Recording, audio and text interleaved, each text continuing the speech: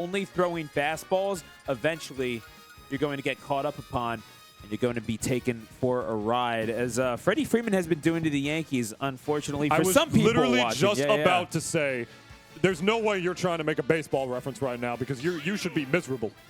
I mean, I'm just going to pretend that baseball doesn't exist after this one. I am a Phillies fan. My And team I have beat yours. I have absolutely. I know, right? Yeah. Did you even watch the Mets? My series, father's or? a religious fan, so Oh, my yeah, father's that's right. a religious Yeah. Met fan, so I catch the games pretty frequently. Actually. That's that. Honestly, I'm happy for the Mets needed something. I was sad. I'm not gonna lie. I'm not even the biggest sports guy. I mean, I have nothing against sports, but I'm not like a big fanatic for them. But I mean, the Mets got real far. It was a hell of a season. A friend of mine, if they got to the series, was gonna get the Grimace tattoo. Oh my gosh! And she wound up not having to get the tattoo. I'll say that. And she's a big Mets fan too. So, rip Grimace. Honestly, it's all about SpongeBob now. We're talking about Wendy's. If we're talking about Grimace, we could talk about the look on GOCK and RARI's face as we start this losers final I just set. noticed their face. Holy shit! Yeah, you're right. none too happy. I'm not losing to Ryu. Yeah, no. I can keep my distance against this character. I got cans. I got clay shots. I got shotguns. I did talk a little bit to Bugs beforehand. So. Oh, did you? Yeah, just like, I'm either going to have to play against Steve or Ryu/Ken, yay, and gave him that exact sort of, the exact tone of voice that you would imagine saying it in. But either way, they know it's at stake. It is a spot in Grand Finals, a spot at Revenge. Though Synnister will be looking at that for this week as well. And as GOCK and RARI draws first blood, the stakes become just a little more clear.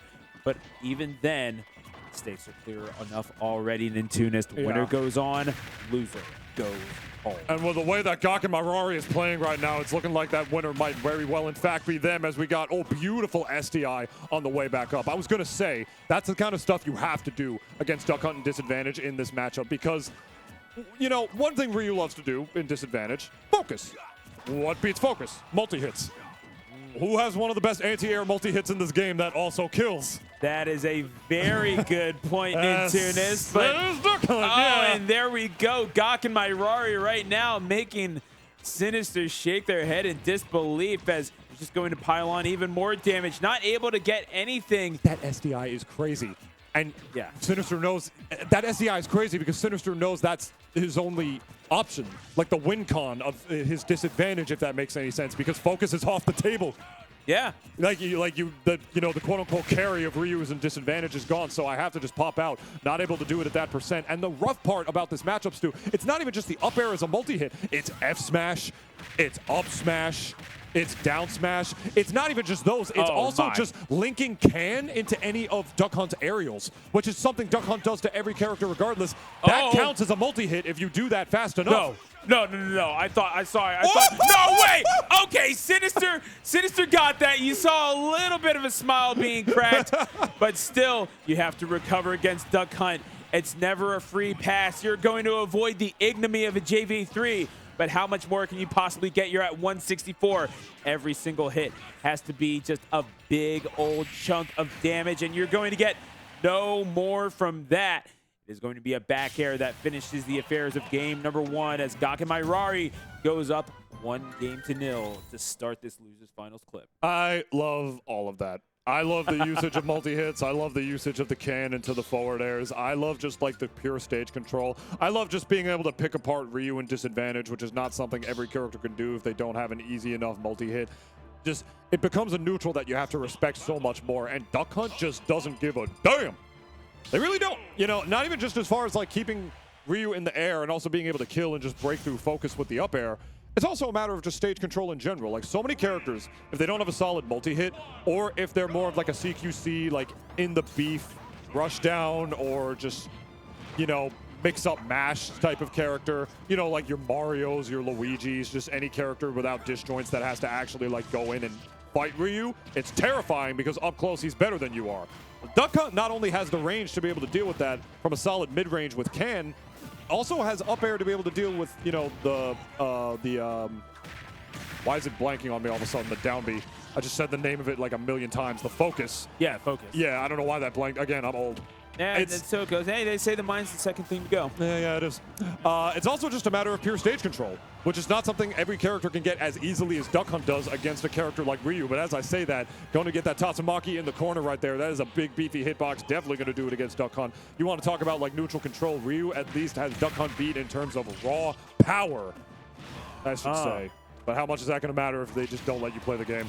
Back there's going to do it. Beautiful drift back to get the spacing correct. You don't want to be trifling with Ryu in their space at all. But I mean, yes, Ryu deceptively dangerous in the air. Usually likes to be there on their own terms, obviously. But you never know that, quick little counter punch, get off me nair. It's not necessarily something that you associate with Ryu, but it's still there. GOCK and RARI, cognizant of that, and almost, you saw them setting up for the spike at 100%, maybe getting them into some below stage shenanigans. But you're going to pile. The funny papers.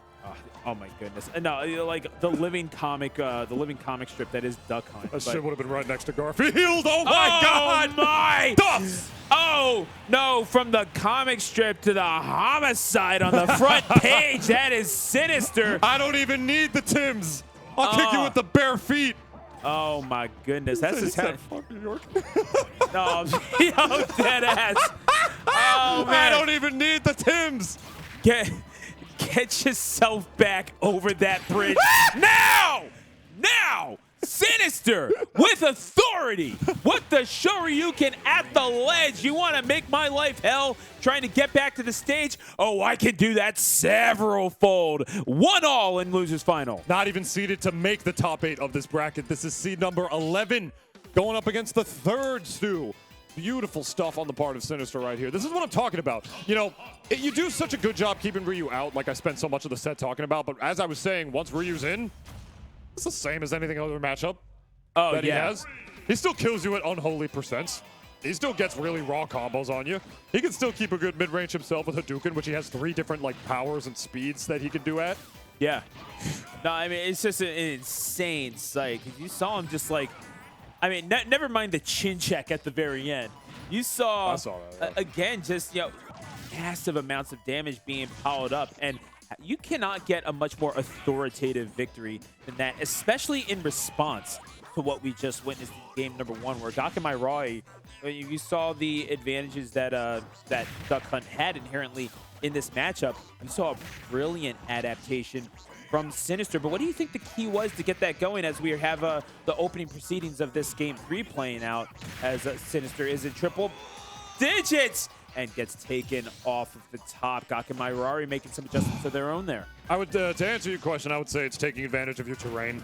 Really playing the platform fighter, I should say, as well as, as the double dip is going to do it right there. That's a clean 69.5% double dip if I ever did see one in my life. Yeah. I was going to say, to answer your question, it was a matter of just territorial control, I should say, just really playing the platform fighter and knowing when it's safe to approach from above and when it's not, to make sure you're just really never in those positions in the first place to just get picked apart and disadvantaged. Just play like a RAR in the beef neutral with Duck Hunt. Focus on what you have to do to actually get up close, because if you're at a mid-range or if you're at long range, that sucks for Ryu. Oh my God. It's a matter of just knowing how to better navigate the obstacle course to get in the position where it works. And on a stage like Smashville, that's way, way smaller, way less room to be able to deal with the projectile spacing all around. There's a can here. I'm going to put the gunman here. So this whole side, this whole bottom platform of the stage is completely covered. You try to go up top, that's when I'll hit you with the can. Option coverage on a stage like that for Duck Hunt, so much easier.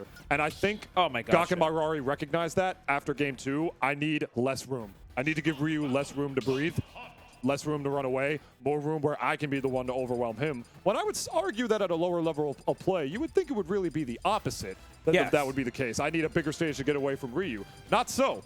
The question is, do I need to get away from Ryu in this game number 4? And yes, I do. We are swapping to Ken.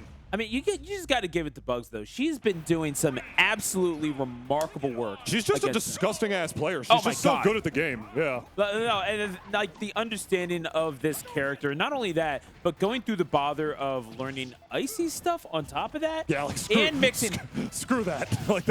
That's Oh my effort. gosh. That's effort. That's work to learn a character like Ice Climbers. And mixing in a little bit of Bayo. Big reward, I would say, like with how insane that character's punish game is. Ice Climbers, notoriously one of the more difficult characters to play as in this game for sure. Disjoint? Not disjoints. Desyncs? It's not intuitive for most people. Let's be real. So the ability to get that KO a little bit sooner with that heavy Shoryu coming into play already as Synnister switches over and employs the services of one Ken Masters at Pokemon Stadium 2. One of their favorite counter picks is Pokemon Stadium 2 goes to that stage 42% of the time, in fact. Oh, God, I wish we had back alley Ken in this game. Yeah, not with SF6 just skin, divorced, whatever. Divorced father Ken. Yeah, I mean, You know that he's a bad man Ken. Sorry, Hazmat. I get it. But that was way before Street Fighter 6 came out, of course. Ooh. Easy F tilt, you're at way too high percent. No need to do anything less complicated than that. But yeah, you're gonna kill a little bit easier. You got the kicks, which are some similar disjoints for sure.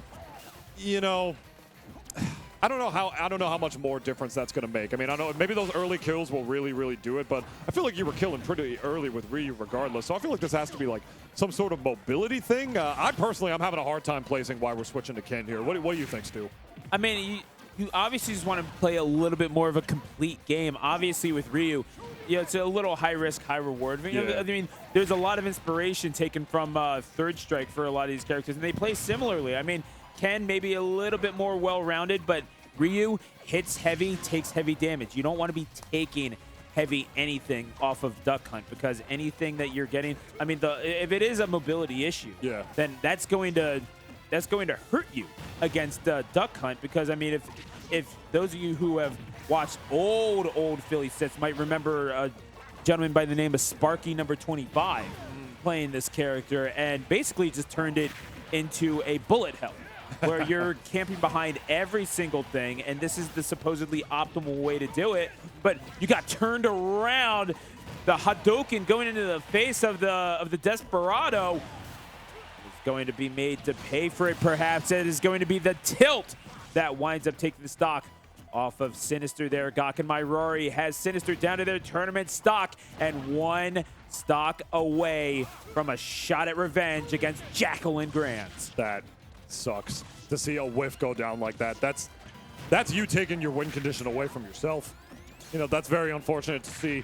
It's all going to be dependent on how much insurance that they're going to be able to get. No! And that's more than insurance. No, but the my uppy, gosh! Instant uppy. I thought he was going to get another one off the parry right there. That would have been crazy. Second. But the F smash. Nope. Jeez. I know that wasn't the kill screen that I thought it was too. No, that was just an F smash in the beef. GOCK and my RARI going up to grand finals. As seeded with the number 2 seed eliminated from this bracket and the number 11th eliminated in Synnister. That sucks to go out like that off of a whiff. You're basically taking away your win condition from yourself when you mess those up. That's why they're just so heartbreaking to see. But then again, I mean, you got to give it to Synnister for the effort overall. But this was the game plan of GOCK and my RARI doing well in order to get there.